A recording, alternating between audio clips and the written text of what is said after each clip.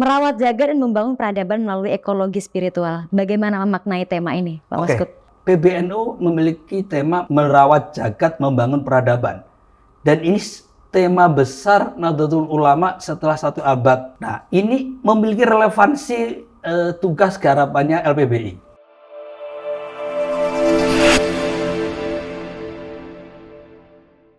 Bismillahirrahmanirrahim. Assalamualaikum warahmatullahi wabarakatuh. Waalaikumsalam warahmatullahi wabarakatuh. Baik pemirsa TVNU dimanapun Anda berada, kita kembali lagi di kanal kesayangan kita tentunya Televisi Nahdlatul Ulama. Nah, kali ini kita akan membahas satu hal yang krusial sekali karena dalam waktu dekat ini tanggal 2-4 Juni 2023, LPBI atau Lembaga Penanggulangan Bencana dan Perubahan Iklim Indonesia akan menggelar Rakornas untuk yang pertama kalinya. Kita berikan aplaus dulu untuk LPBI.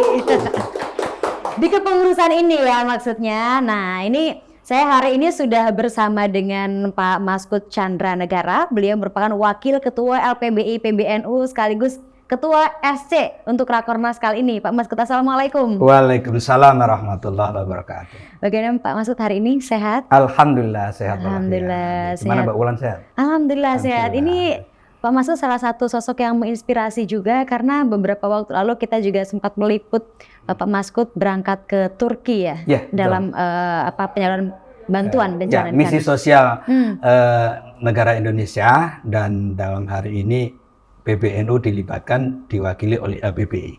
Kebetulan saya yang ditugaskan.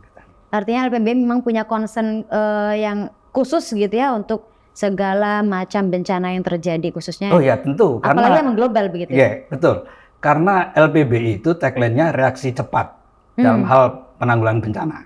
Nah, reaksi cepat dalam penanggulangan bencana tentunya di lingkungan peduli bencana Nahdlatul Ulama. Tentu saja. Ini penting sekali karena namanya bencana kita pasti tidak bisa memprediksi kapan itu akan terjadi. Betul. Dan harus reaksi cepat itu harus ada gitu.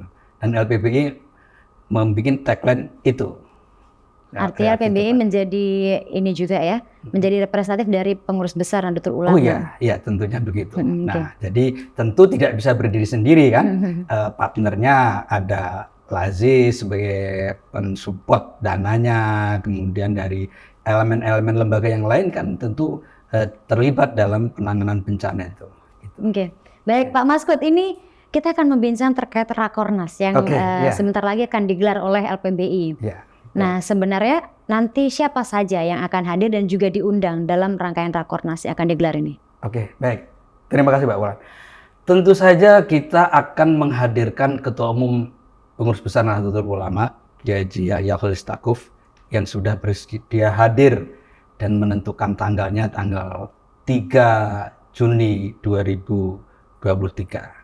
Tentunya ini harus kita patut syukuri karena waktunya Ketua Umum sangat padat, namun beliau berkenan hadir. Dan selain itu, kita ini punya mitra di LPBI itu. Mitranya tentu saja Kementerian Sosial, kemudian juga BNPB, kemudian Kementerian Lingkungan Hidup dan Kehutanan. Nah, itu mitra LPBI akan hadir. Tapi ada satu lagi yang di luar dugaan dalam waktu sedang persiapan kegiatan ini, perusahaan air minum yang sangat terkenal gitu, produknya nggak saya sebut tapi PT-nya, PT Danone Indonesia, itu akan ikut hadir memberikan sumbangan satu unit kendaraan proses pengolahan air bersih. Jadi kalau nanti ada bencana, LPBI hadir, tiba di tempat, mungkin dalam keadaan sedang banjir dan airnya mungkin lumpur, kita ambil masukkan ke mesin itu, sudah keluar jadi air yang siap minum atau siap mandi. Itu kan pada saat pembukaan Rakornas nanti akan hadir di acara tersebut juga. Karena air bersih memang salah satu kebutuhan yang krusial ketika terjadi bencana. Iya, di saat bencana air bersih itu sangat dibutuhkan sekali, baik untuk mandi, apalagi untuk minum itu sangat dibutuhkan, dan itulah salah satu mitra kita akan membantu satu unit kendaraan yang langsung bisa memproses air yang mungkin bisa dibilang air limbah, bisa langsung diproses menjadi air yang siap diminum. Itu kita akan serah terimanya pada saat pembukaan Rakornas LPBI tersebut. Oke, artinya LPBI juga kemudian membuka ruang seluas-luasnya untuk kolaborasi dengan Oh berbagai iya, elemen. tentu dengan siapa saja, tidak hanya para pemerintah yang tadi saya sebutkan di awal, Kemensos, BNPB, dan juga Kementerian KLHK, tapi juga salah satu di antaranya itu. Ada sebuah perusahaan swasta nasional yang peduli terhadap masalah kebencanaan, bermitra dengan kita, LPBI. Apakah LPBI dari PWNU ataupun PCNU juga nanti akan ikut hadir? Oh iya, Pak Maskud? tentu. Nah ini penting untuk kami sampaikan di forum kesempatan baik ini. LPBI PBNU itu saat ini dalam konsolidasi sudah terbentuk 24 PW LPBI dan sekian ratus PC. Untuk yang PW itu semua akan diundang. Tetapi untuk yang PC, pengurus cabang, itu belum bisa kita semua undang, akan tetapi kita prioritaskan yang akan kita hadir. Misalkan untuk DKI, itu kita akan undang semuanya cabangnya. Karena apa? Di DKI punya potensi bencana yang sering terjadi, bencana kebakaran contohnya. Nah, bencana kebakaran LPBI harus siap turun ke lapangan bagaimana siap siaga dalam penanganan masalah bencana berkolaborasi dengan pemerintah, BPBD misalkan. Nah itu satu. Kemudian juga kabupaten kota yang rawan bencana, misal untuk di Jawa Barat ada sejumlah cabang, misalkan di Sukabumi, Garut, Cianjur, itu akan kita hadirkan dalam Rakornas nanti karena itu potensi bencana yang sering datang, itu harus kita ajak berbicara. Begitu juga yang di Provinsi Banten, Pandeglang, Lebak, itu kan sering kan adanya bencana.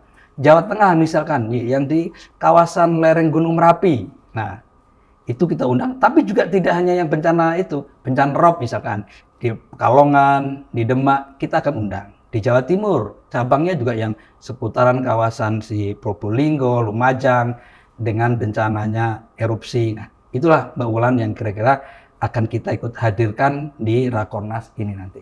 Jadi memang ada pemetaan zona-zona, Iya, betul. begitu ya? Akan ada pemetaan zona itu karena kita harus diskusi lah. Karena pentingnya rakor ini apa? Karena kita bukan sekedar rutinitas formalitas lah ya, dalam arti berapa tahun sekali rakor itu kan. Tapi ini ada hal-hal penting yang harus kita bahas bersama agar kita punya model penanganan bencana di lingkungan Nahdlatul Ulama. Itu harus punya model. Reaksi cepatnya seperti apa, kebutuhan relawan yang harus disiapkan seperti apa. Relawan itu sendiri juga banyak modelnya, mungkin mulai dari relawan yang berkenaan dengan reaksi cepat, ada yang penanganan masalah dapur umumnya lah, yang mungkin harus yang sebagai membangun hunian sementara atau hunian tetap, huntap, itu harus kita petakan, harus kita siapkan. Jadi dan itu cabang-cabang lebih banyak memiliki pengalaman yang cukup panjang dan harus kita ajak berdiskusi. Gitu. Oke, baik, ini menarik sekali. Berikutnya ini Pak Maskud, kita melihat di tema yang diangkat untuk Rakornas kali ini, ini menarik perhatian saya ini Pak. Merawat, jaga, dan membangun peradaban melalui ekologi spiritual. Bagaimana memaknai tema ini Pak Maskud? Baik, tema ini sebuah tema yang kita angkat dari gabungan dari temanya PBNU dan tema hasil rumusan R20. Jadi tema ini tema gabungan ini. Kenapa tema yang harus kita angkat ini sebagus ini? Pertama, PBNU memiliki tema merawat jagat membangun peradaban. Dan ini tema besar Nahdlatul Ulama setelah 1 abad. Nah, ini memiliki relevansi tugas garapannya LPBI. Nah, begitu juga PBNU setelah 1 abad berdiri ini menggelar R20, satu di antaranya amanat yang dituangkan itu adalah spiritual ekologi. Apa itu? Ternyata kesadaran sudah mulai muncul bahwa untuk menjaga lingkungan dan perubahan iklim itu tidak cukup diserahkan kepada pemerintah dan para pencinta lingkungan hidup saja, tidak. Tapi ternyata butuh keterlibatan, keikutsertaannya para rohaniawan, agamawan seluruh dunia itu kita harus ajak bersama-sama peduli memikirkan akan hal itu. Maka spiritual ekologi ini penting untuk harus kita gaungkan, tidak hanya miliknya para aktivis lingkungan dan juga pemerintah, tapi seluruh elemen masyarakat, seluruh agamawan, rohaniawan itu harus diikut sertakan. Ini menjadi tema yang merupakan bentuk ajakan. Dan ini salah satu pesan dari Ketua Umum pada saat kita silaturahmi audiensi sebelum menggelar acara ini, apa pesan yang disampaikan Ketua Umum harus kita laksanakan karena ini penting untuk harus kita jalankan. Itu Pak Wulan. Berarti kita masih punya PR untuk membumikan spirit dari ekologi spiritual tadi. Betul, Pak betul. ya? Iya, betul sekali itu. Oke. Betul sekali. Nah, baik, mungkin boleh Pak Maskud diceritakan nanti rangkaian Rakornas itu ada apa saja selama 3 hari nanti akan dilangsungkan. Oke, baik Mbak Wulan. Agenda yang pertama itu kita sudah susun, saya sebagai Ketua SC itu mempersiapkan adanya fokus grup diskusi FGD untuk tanggal 2-nya. Itu kita libatkan lingkungan NU itu kan ada badan-badan otonom dan lembaga-lembaga. Jadi walaupun toh amanah di anggaran dasar anggaran rumah tangga PBNU itu ada LPBI, itu Lembaga Penanggulangan Bencana dan Perubahan Iklim, akan tetapi tidak bisa berdiri sendiri dikala sedang terjadi bencana, maka adanya NU Peduli itu. Terus pedulinya dalam hal macam-macam, tapi satu di antara peduli terhadap bencana, tentunya LPBI mengemban amanah yang tidak bisa berdiri sendiri. Harus ada lazis dalam hal pendanaan, kemudian kalau toh itu yang berdampak itu pendidikan formal, LP Ma'arif harus dilibatkan. Kalau itu yang berdampak pendidikan itu non formal pesantren, berarti RMI dilibatkan. Kemudian juga misalkan soal psikoterapi, itu butuh adanya sentuhan-sentuhan, itu mungkin lembaga dakwah NU-nya.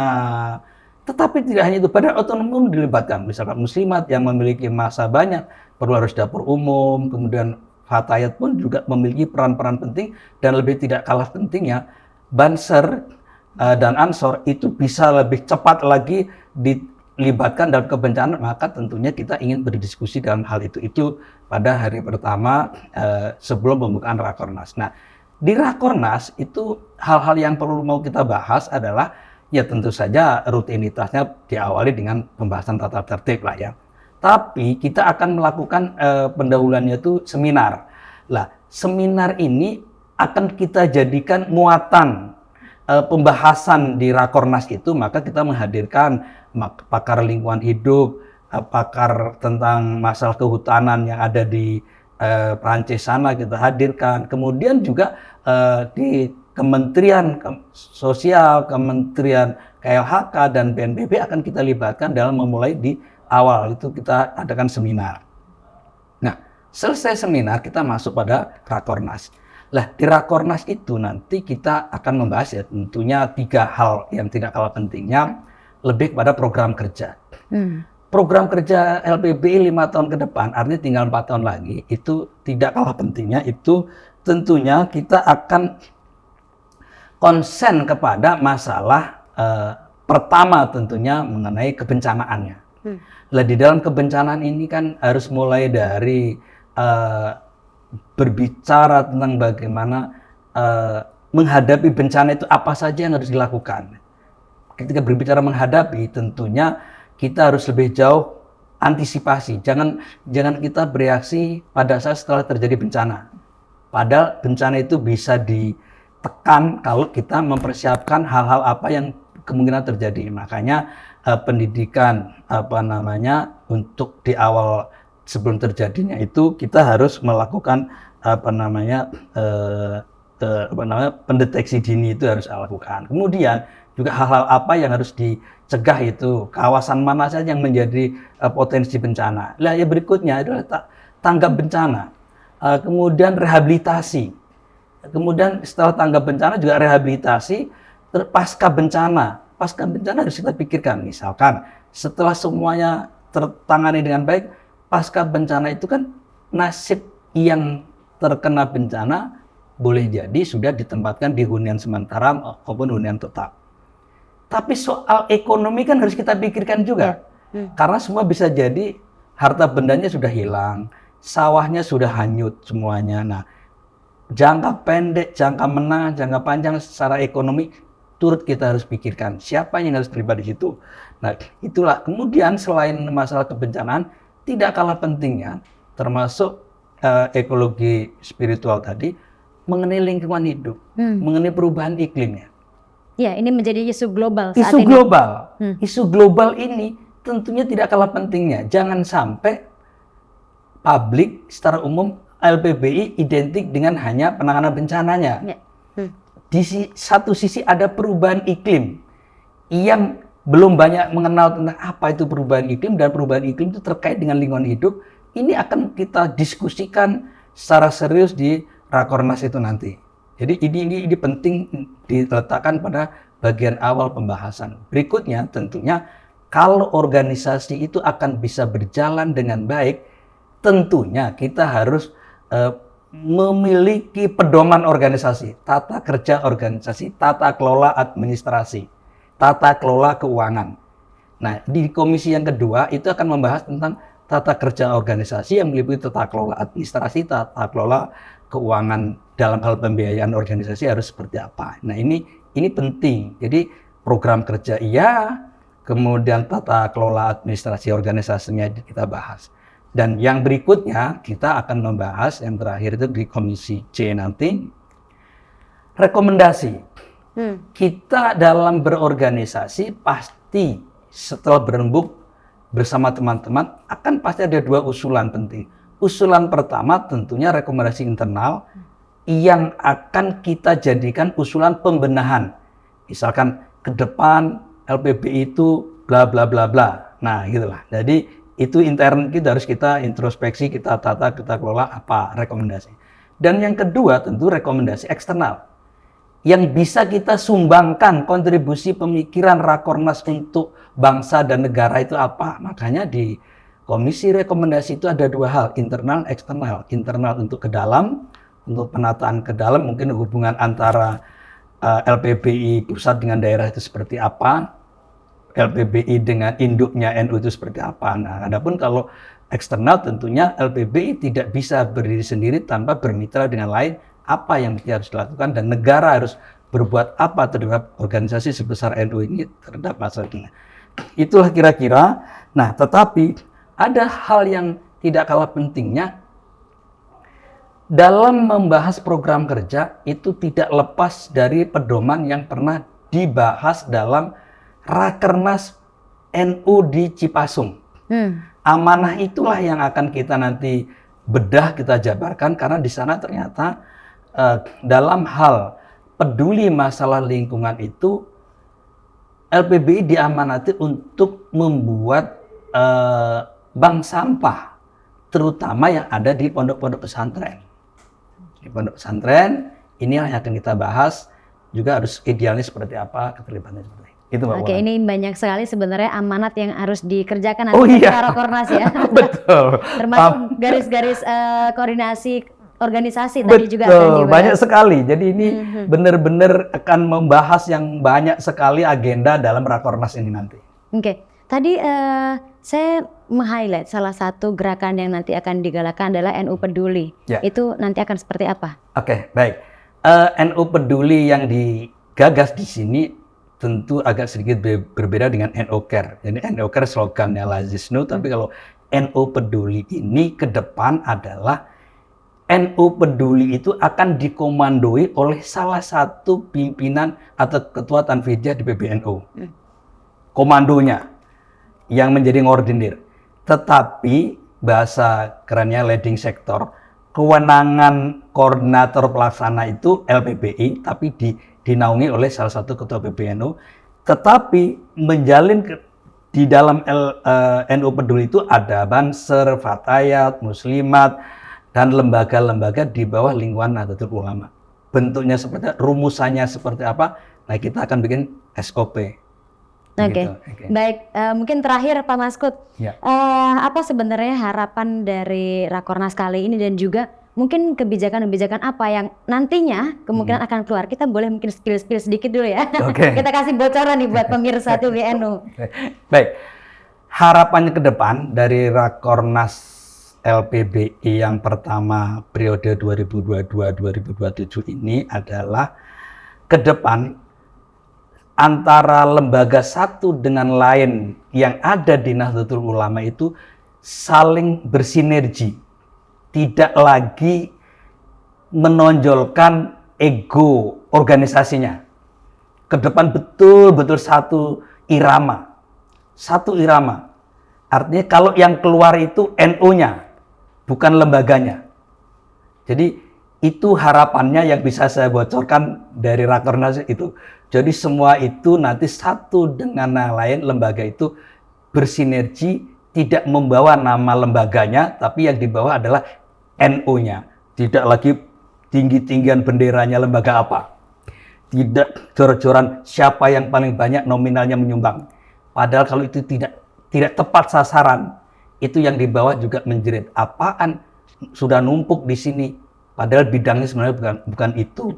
Tapi karena hanya kebetulan punya dana itu diserahkan. Padahal mungkin misalnya bidangnya boleh jadi pendidikan, tapi nggak pas kalau nyumbang logistik. Itu kira-kira. Saya kira itu bocoran singkatnya.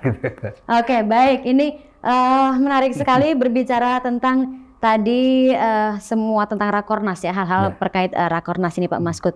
Nah, terakhir ya Pak, mungkin ajakan begitu ya, pesan dan juga motivasi untuk seluruh masyarakat khususnya kaum Nahdien terkait tadi spirit yang memang ingin digalakan, yakni ekologi spiritual gitu, dan mungkin perhatian masyarakat atau kaum Nahdien terhadap lingkungan seperti apa? Silakan. Baik, terima kasih Mbak Ulan. Sebelum amanah itu disampaikan kepada LPBI, sebenarnya LPBI sudah melakukan kegiatan bersama Lazisnu dan RMI, yaitu pesantren hijau. Artinya melangkah untuk bagaimana mendampingi pesantren-pesantren yang notabene kalau di pedesaan dan di perkotaan sedikit berbeda. Perbedaannya begini, di perkotaan itu kalau jargon bersih ya bersih.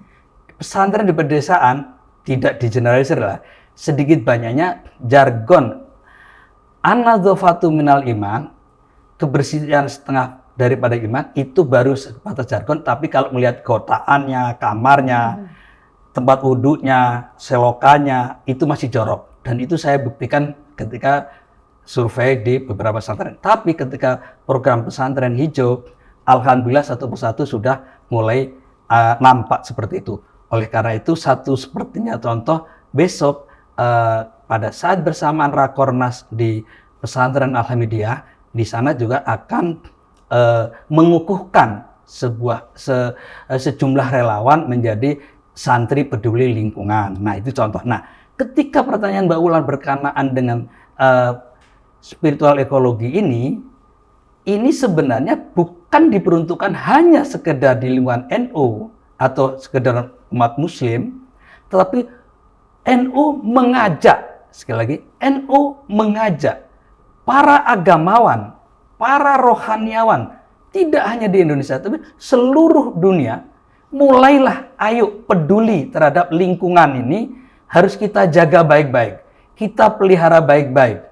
Siapa lagi kalau bukan kita, nanti jangan sampai terlambat, baru kita menyesal anak cucu kita sudah tidak bisa melihat, menikmati bersihnya sungai, bersihnya laut, bersihnya udara. Maka dari sekaranglah semua harus terlibat menggelorakan, mengkampanyekan para agamawan itu tentang peduli terhadap lingkungan. Oke, baik, terima kasih Pak Maskud, luar biasa sekali hari ini. Kita bincang-bincang terkait LPBI, tentu nanti ke depannya kita akan lebih banyak lagi membahas semua kebijakan, berikut juga langkah-langkah yang memang strategis diambil oleh LPBI menanggapi bencana maupun masalah lingkungan. Baik pemirsa, jangan lupa nanti terus ikuti perkembangan informasi terkait Rakornas LPBI khususnya tanggal 2 hingga 4 Juni 2023 hanya di TVNU dan juga tentunya di kanal sosial media dari LPBI PBNU. Terima kasih, saya Wulan Sari selaku host mohon pamit undur diri, sampai jumpa di kegiatan lainnya. Wassalamualaikum warahmatullahi wabarakatuh. Terima kasih Pak Maskud.